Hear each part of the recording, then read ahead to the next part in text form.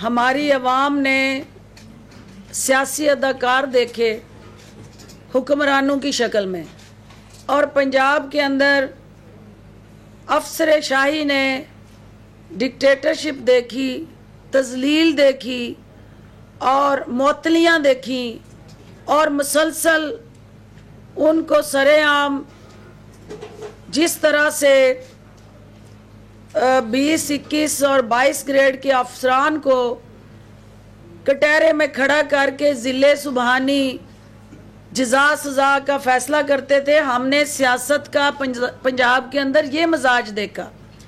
और फिर कोई बूटों वाली सरकार और कोई हैट वाली सरकार ये आपने देखी। ये बुज़दार जो मेहनती, मिलनसार और दरवेश सिफ्त इंसान है, इस सरकार के हम आदी नहीं हैं। और हमें बनावट चाहिए, हमें दिखावा चाहिए, और हमें लाला लाला के वो नूरी नात और मौला जट की भड़कें चाहिए।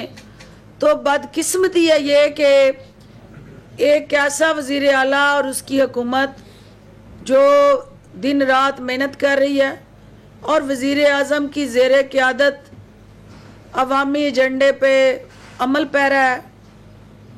उस्मान बुज़दार साहब को टारगेट करने वाले इनडायरेक्टली इमरान खान साहब को टारगेट कर रहे होते हैं। तो ये पार्टी के अंदर किसी शख्स ने भी किसी ऐसी स्टेटमेंट की पजीराई नहीं की है, और उस्मान बुज़दार साहब अपना टेन्योर पूरा करेंगे और इंशाल्लाह अपनी टीम के ज़रिए जो उन्होंने पंजाब के अंदर मंसूबे शुरू किए हैं वो मीडिया की जीनत बने।